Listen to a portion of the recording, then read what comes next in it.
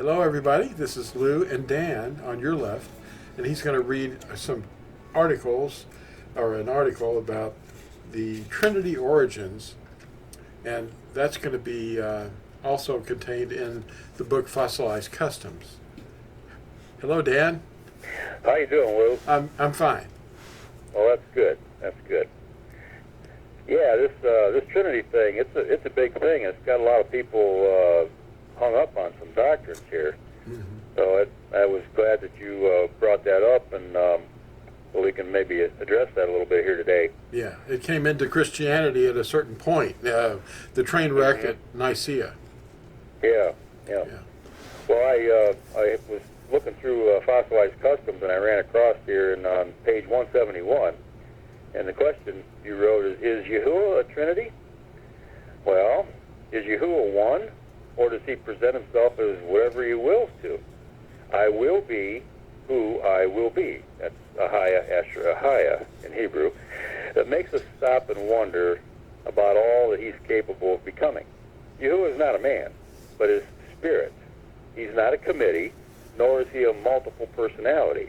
The manifestation of his name has appeared to us in various ways and forms. If you can see Hebrews 1 for that. In these last days, he came in the appearance of human flesh as our deliverer, an atoning offering once for all. His name reflects deliverance. As our healer, he's known as Yahuwah Rapha. As our creator, Yahuwah Elohim. As our shepherd, Yahuwah Roi. As a man of war, Yahuwah Sabaoth. As provider, Yahuwah Yireh.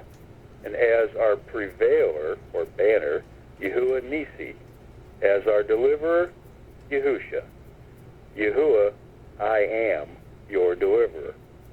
Now the Shema tells us, and the word Shema means hear. Hear, O Yesharo, Yahuwah our Elohim. Yahuwah is one. Love Yahuwah, your Elohim, with all your heart, and with all your soul, and with all your strength. These commandments that I give you today are to be upon your hearts.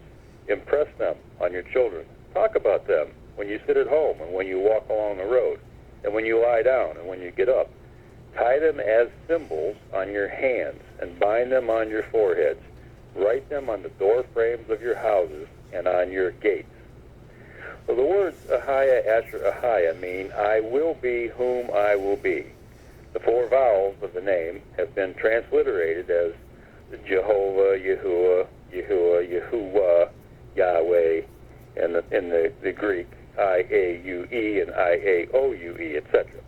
The name, or this name, means all three of the following. I was, I am, and I will be. I am the Aleph and the Tav, says the sovereign Yahuwah, who is, who was, and who is to come, the Almighty. In other words, Shaddai. Revelation 1:8, the speaker was Yahusha, speaking to Yehukanan, or John, on the island of Patmos.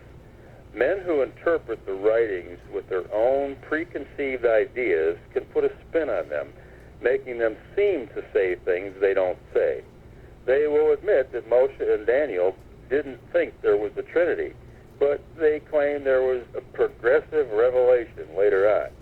If there were a Trinity, then surely there would have been a great deal of explanation given in the writings, because it goes against everything the Scriptures ever taught.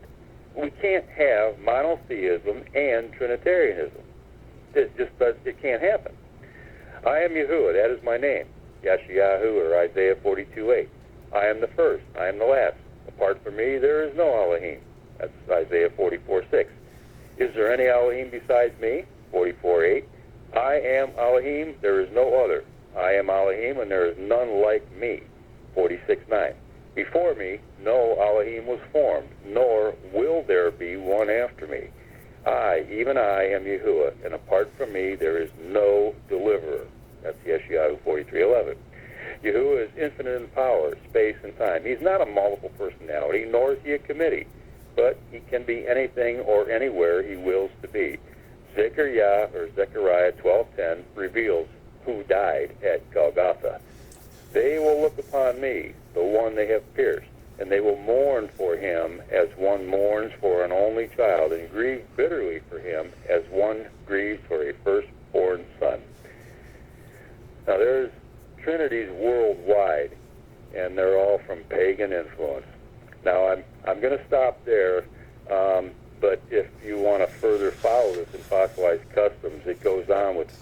more information about all the different foundations for this Trinity doctrine. But I thought that was pretty good right there. It kind of sums it up quite well.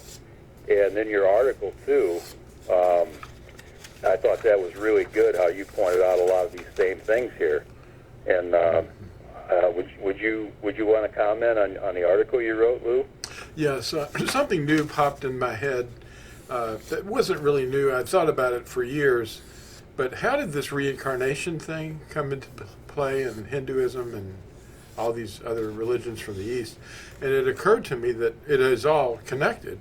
And I saw this this movie being displayed on advertisements. It's called The Revenant, and it's I looked up the definition that they intended for this revenant, and it apparently is someone who reappears after they've died, and they remember events from a past life.